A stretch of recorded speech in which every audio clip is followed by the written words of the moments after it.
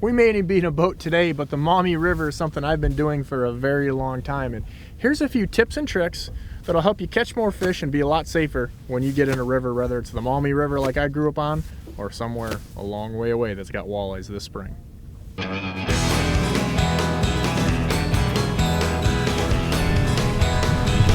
You know, we're down here on Side Cut Park here on the Maumee River, and it kind of brings back a lot of memories. I came down here literally young enough I couldn't even drive, and did the walleye run for years. And you know, in all that time, I haven't done it in quite a while, but there's a lot of different things that have stood the test of that time, and that's, you know, the water level. You know, there's certain things you can look on the internet now and see, you know, hey, what level is the river at? You know, if it's too high, you don't even have to bother coming down, or if it's too low, it's probably not going to be good either. So, you know, a simple thing is just a little bit of a rain will make a big difference. It'll warm the river up a little bit, it'll raise the water level, assuming it's not too high already. So, long since I started doing this, there's a lot of things in technology that can make it a lot easier. You can look at aerial photos even.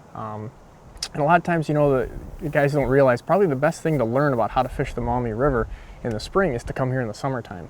And come down here, and you know, that's what I did early on as a kid. We used to take Polaroids, if I'm dating myself of how long ago this used to be. Come down here in July, August, September when the water's really low. And you can see why certain places catch fish a lot better. Even though these guys are lined up from, you know, literally Fort Meigs down to the 475 bridge, shoulder to shoulder, there are certain little key areas that are a whole lot better. And that's because these fish are looking for these kind of gravelly little depressions and a little bit of dips where they can get out of the current, and that hard bottom, that's what they're looking to spawn at. So little key areas will make a big difference, and the easiest way to do that is to come in here in the summertime when the water's really low. So there's a couple little tips for you when you come down to the Maumee River and trying to catch some walleyes.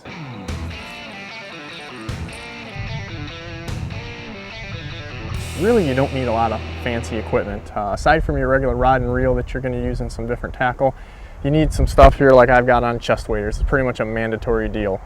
I like a little bit, I use the same one I use for, you know, duck hunting, a 5mm neoprene, and that's going to keep me a lot warmer. You know, like the boot foot style myself.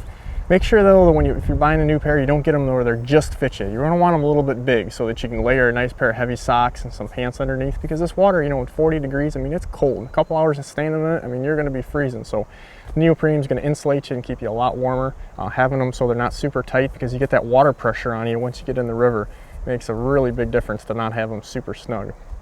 Another thing you're going to want to do is have a safety belt here. Something that if you do happen to fall and trip, that your whole waders aren't going to fill up with water, because if that happens, you really have no mobility whatsoever. You're pretty much done. You're going to definitely need some help from somebody. So having something that's going to impede the water from flowing in if you do trip over, like this easy little belt, will make a big difference.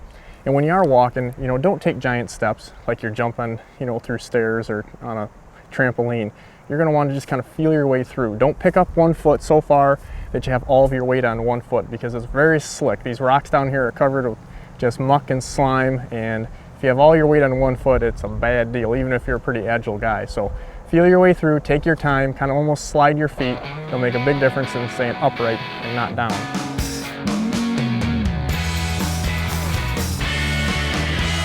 Now we've got two main types of lures, and that's unlike on a boat or fishing for bass. You know, everybody's using something different, 100 different options.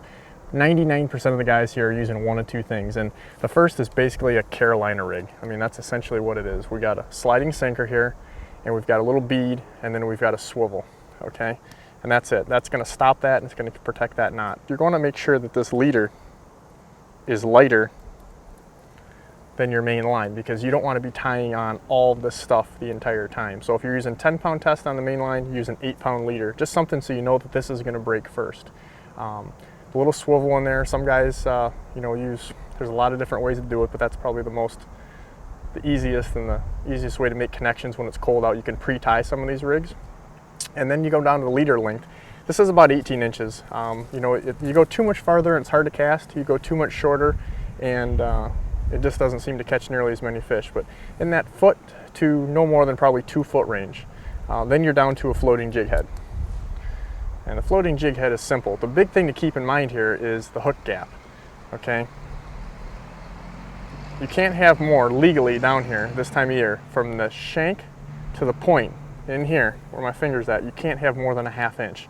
It's not legal. So make sure that you have no more than a 2/0 hook with most lure manufacturers, and like an Aberdeen style jig hook. That's going to be 2/0. but make sure you measure it because you will get the DNR not happy with you. But basically, again, 99% of the guys are using about a 3-inch grub, and you just thread this on up onto your floating jig head, and that's all there is to it. This floats, so you have a lot easier presentation. The other thing that guys have been doing for years down here is just a regular standard, jig, lead head jig, just like this. Same grub. You notice that this hook's a little bit big. This is not a legal one. This is a 3/0 Aberdeen, and I believe it's about 5/8 to just a hair over 5/8 in distance. And you notice how much easier it is for my finger to get in there. So this will not be legal, but just a regular lead head. This is a 1/2 ounce. So 3/8, half, 5/8. Make sure you have a sampling, because even as the water starts to go up or come down, or the current strengthens or kind of slacks off, you're going to have a variety of sizes. If you have too heavy, you're going to be hanging up nonstop. If you're too light, I mean, it's just going to be a nightmare because you won't be able to get bottom. You have too much line out, and you're going to hang up with a bunch of the guys. As you can see, it's literally shoulder to shoulder out here in a nice day like it is today. So there's a few little tips for you, a little bit on equipment. You don't need anything fancy, but that'll get you going. Okay.